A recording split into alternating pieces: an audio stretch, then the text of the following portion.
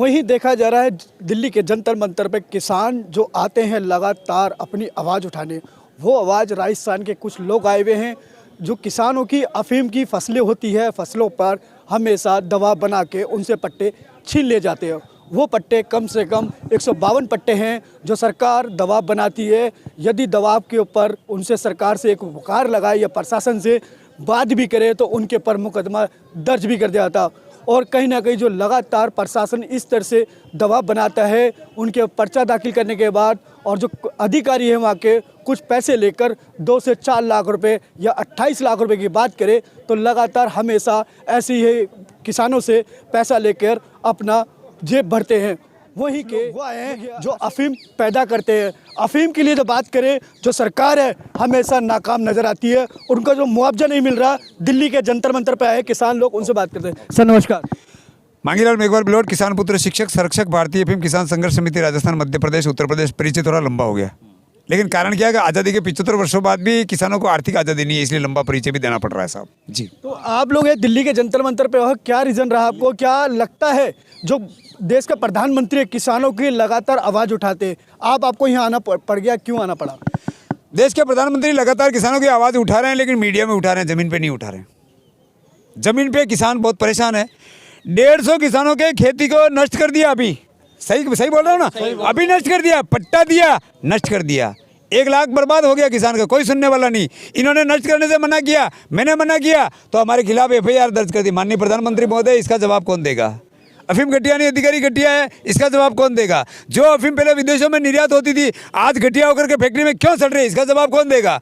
आज जो भ्रष्ट अधिकारी वापस जिनको जेल में होना चाहिए था, वो वापस नौकरी कर रहे हैं, इसका जवाब कौन देगा? माननीय प्रधानमंत्री महोदय, मैं मानता हूँ, माननीय प्रधानमंत्री महोदय, मैं मानता हूँ आपकी बात में दम है, लेकिन इस सच को जमीन पे भी तो उतारो। करोड़ों का कर्जा कॉर्पोरेट का माफ हो गया। हमारी खेती के लिए हम कितने सालों से परेशान हो रहे हैं, अभी तक हमारी खेती बहाल नहीं हुई है। 1997-98 में अफीम खेती कर चुके सभी किसानों को अफीम खेती करने का अवसर दीजिए, अफीम का पूरा मूल्य दीजिए। मार्फिन जो किसान नहीं जानता, जो अधिकारी नहीं जानता, जो नेता नहीं जानता, जो नहीं जानता, उस नियम को थोप करके हमको ब्लैकमेल किया जा रहा है। 2-2 लाख रुपए से किसानों को किस तरीके का ब्लैकमेल कर रहा है? किस तरीके का? पट्टा आ गया, मेरे पास लिस्ट है, सामने वाले को बाहर जाने नहीं दिया, उसको बोल दे तेरा पट्टा कट गया, वो 2 लाख देगा। समझ रहे हो बात? मेरे पास लिस्ट आ गई अधिकारी के, जैसे मैं अधिकारी हूँ, मेरे पास लिस्ट आ गई, उस बंदे का पट्टा भी आ गया, अशोक जी आ गया, और उसको कह रहा है तेरा पट्टा नहीं आता। ये अधिकारी मेरे को 2 लाख रुपया ला के देगा, और ये डायरेक्ट नहीं लेता है, ये दलालों के माध्यम से लेता है। ये 14 लाख का पैसा देखो, NDP एक्ट की धमकी का मैं अखबार लेके आया हूँ राजस्थान से।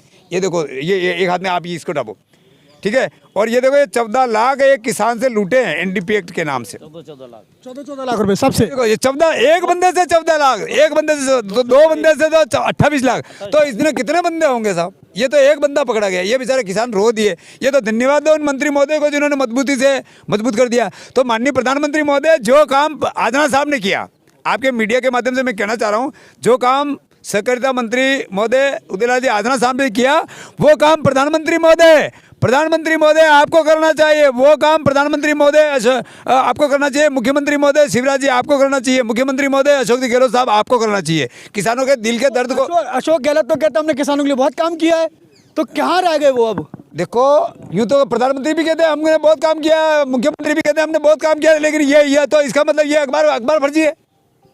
अरे कहने से कुछ नहीं होता, जमीन पे लाओ इसको, जमीन पे कुछ नहीं हो रहा। जमीन पे भारत सोने की चिड़िया था, आज क्या है भाई? कितना कर्जदार हो गया, किसान को क्या मिल रहा है? 1000 किसान तीनों काले कृषि कानून के लिए शहीद हो गए। वो जिंदा किसानों की वजह से आज खेती बची है।